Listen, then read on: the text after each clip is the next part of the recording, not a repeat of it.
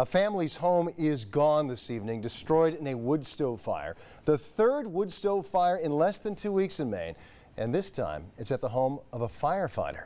This happened in Dresden, that's just south of Augusta. This video shot by a neighbor shows flames and smoke rising above the treetops there. The home was owned by a member of that town's fire department. Crews arrived to find an explosive situation. The town's fire chief, who also happens to be the man's brother who owned the home, says by the time crews got there, that house was almost gone. It was too far gone by the time we got here. There was guns, there was ammunition going off, and guns, and propane tank blew, and so we had to deal with all that. A crew with an excavator, as you can see, was already tearing down what was left of the home before our crew left. The chief says a couple of firefighters did suffer minor smoke inhalations. No other injuries were reported in the fire, thank goodness. Well, a tragic morning on Maine's roadways with two separate deadly crashes. The first one happening just after 1 o'clock this morning in the central Maine town of Peru. Police say 23-year-old Jake Pomeroy died after losing control on some black ice and then rolling his vehicle. This happened on Route 108 near the Rumford town line. Police do say there were other factors along with the black ice that contributed to this crash, but they're not elaborating on what those factors were. Another vehicle swerved and crashed trying to avoid Pomeroy's car there. The driver of that vehicle is expected to be okay. Another driver is dead in Avon after police say he tried to pass two vehicles just before 6 o'clock this morning. 38-year-old Carlton Hagan was killed when his vehicle bounced off the second car he was passing, left the road, then sheared a telephone pole in half. Hagan was pronounced dead at the scene. Police say icy roads also did play a factor in this crash. Thanksgiving is one of America's great holidays. It can be an especially powerful day for American service members who've been in harm's way overseas, now coming home to spend time and their Thanksgiving Day with loved ones. News 13's Brad Rogers spent the afternoon with some of those troops. Completely great. It's just wonderful to be here. Yesterday, these U.S. soldiers were in Kandahar, Afghanistan. Today, they're back on American soil on their way home. In harm's way yesterday, home today. Imagine how great that must feel. Oh, it's wonderful. I cannot tell you how great it feels to be back on American soil. It's truly splendid. Company Commander Azizi Westmiller is from San Antonio. She flies Black Hawk helicopters in northern Afghanistan and is heading home with her husband, who's also in the Army. My husband and I are going to go see my mom, and then we're going to head up and see his family, and we're going to go to Vegas and have a little bit of fun too while we're here. Then there's Marine Sergeant Jared Schleiss. Where are you from, Jared? Around the Green Bay area, Wisconsin. Oh, are you? Yes, sir. You kind of look like Aaron Rodgers. You get that a lot? Not very often. Sergeant Schleiss could not stop smiling. It feels good to be home. I mean, I've been gone 8 months now, so I mean, I get 2 weeks home with my family before I have to go back, so it's good to be home, especially for the holidays like it is. These soldiers were on the first of 2 Thanksgiving Day flights arriving from Afghanistan, treated to a hero's welcome at Pease Airport by hundreds of volunteers known as the Pease Greeters. They gave up part of their Thanksgiving to give thanks to these troops. I want to say a special thank you to, I saw all the Cub Scouts out there. I'm a Cub leader back at home, so thank you to you guys. The soldiers later got back on the plane bound for Atlanta. From there, next stop, home, to spend the next 2 whole weeks with their loved ones. You've given us one more reason to be thankful on this holiday. So, Semper Fidelis, God bless America. Thank you. Over the next 2 weeks, the Pease Greeters will welcome 24 flights of U.S. servicemen and women. Greeters who say it's their privilege to take care of the troops because they do such a tremendous job of taking care of us. In Portsmouth, Brad Rogers, News 13. By the way, the Pease Greeters are looking for more volunteers and donations for the troops. The organization sends care baskets overseas, and they're hoping to find volunteers to help to knit 2,000 hats, one for every soldier, when they return to combat. Well, at this point, many of you are finishing up your last bites of pumpkin pie, maybe settling in on the couch, getting ready for the Patriots game later tonight. But others are packing it up and heading out the door, trying to grab their spot in line for the Black Friday rush. Our Catherine Underwood joins us now live from outside the main mall, where people already are lining up, Catherine, to get into the stores.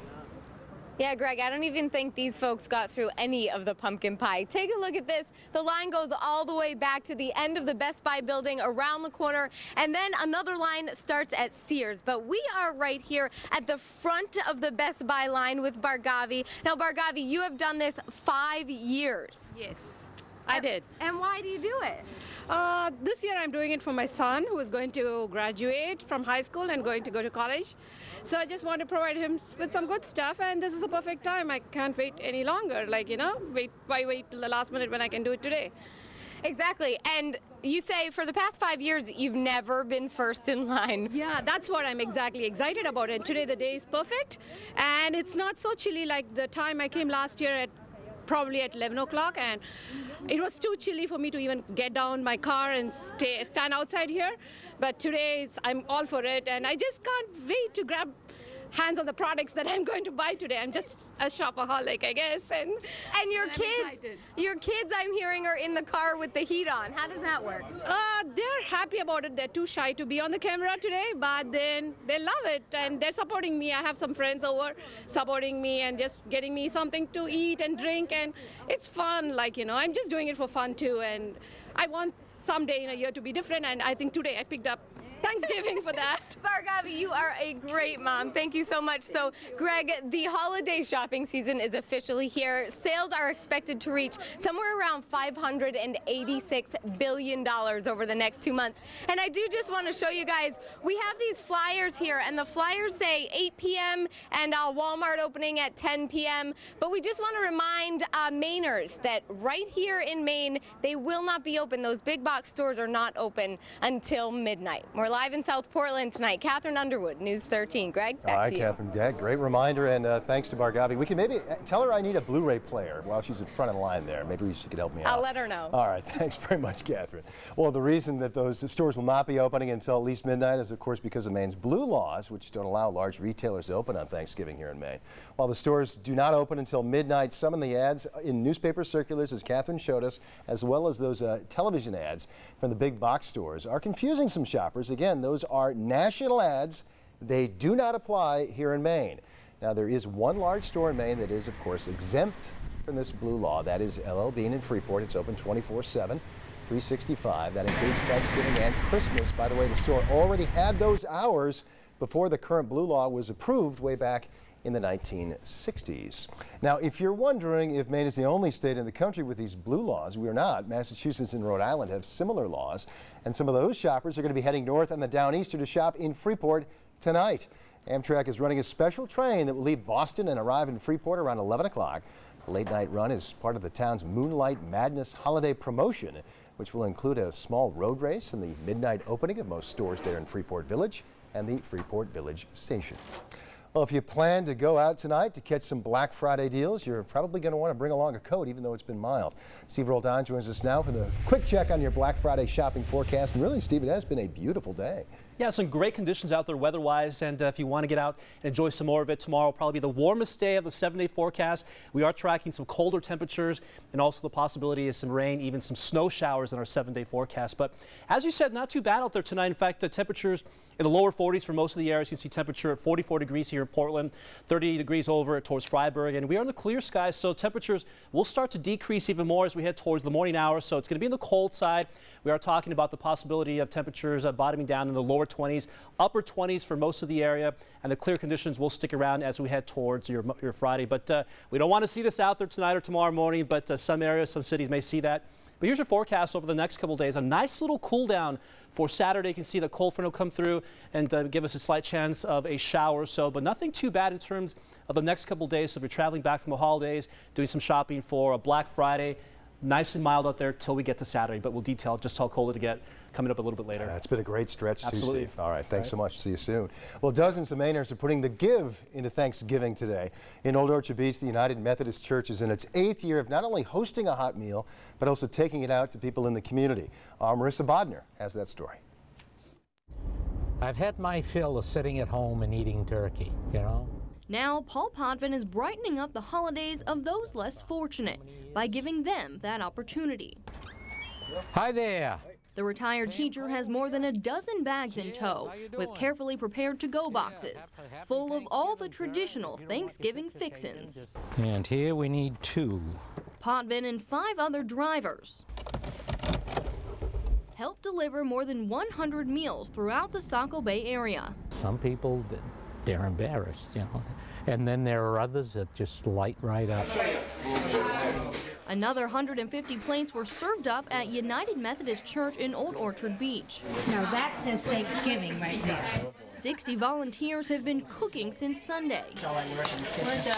20 turkeys and 80 pounds each of potatoes and squash. It's really heartwarming to see everybody come in from the community. Coming in or going out, Potvin says he spent the past 15 to 20 Thanksgivings helping others. What do I get out of it? Oh, I just enjoy doing it. One of his favorite memories, he says, is when a little old lady got a big kick out of his hat. You know, she goes, oh my God, and she started giggling and giggling and laughing, and she couldn't stop. It's why he keeps wearing his trademark. You're going to get a reaction and maybe make someone smile, you know, because inside I feel I smile doing this. So he's not planning to stop any year soon. In Old Orchard Beach, Marissa Bodner, News 13. Well, hundreds of people got out on this beautiful fall day to enjoy their Thanksgiving dinner at the Portland City Club. Wayside Food Programs and United Way teamed up to provide that free community meal. Dozens of volunteers helped prepare 50 different turkeys. Organizers say they expected to feed about 400 people. They've seen that need go up year after year in the still struggling economy. Guests say they felt right at home. A little bit of feasting with the other people, some homeless, some not, to share what Thanksgiving is all about. These guys sat down, I know half of them already, so I think it's pretty good just to socialize. Now in Freeport, one cafe's owner braved an early wake-up call to carry on a tradition of feeding their community. The Azure Cafe in Freeport cooked up nearly 15 turkeys, 50 pounds of mashed potatoes, and other Thanksgiving goodies for their annual free dinner. This year, the cafe's executive chef, Chris Bassett, even baked up 20 pies to make sure they'd have enough to go around before bringing it all to the Freeport Community Center to be served. They say it's all in memory of the cafe owner's grandmother and what she believed Thanksgiving is all about, the giving. Now, your Weather Authority forecast. And we've enjoyed some nice, mild and sunny days as we head towards Thanksgiving, and probably going to enjoy it as we head towards Black Friday. But then we'll be talking about some colder temperatures and even some rain and snowfall chances in our 7-day forecast. But we'll detail that for you. In just a couple moments, I want to take you outside right now, show you our current temperatures. Very mild for this time of year. You can see 44 degrees, the current temperature here in Portland, already down to below freezing at 30 degrees over in Freiburg. If you're watching us from down Sanford, lower 40s in Portsmouth and also in Sanford, and the cool spot right now off towards Lewiston at 39 degrees. We have clear skies out there, relatively calm winds and no cloud cover, so temperatures will continue to fall as we head towards your Friday morning. So yes, it's going to be a chilly one for those people in the lines right now as they head outside to get ready for some Black Friday shopping. So you definitely want to leave. Don't want to leave without the jacket tonight.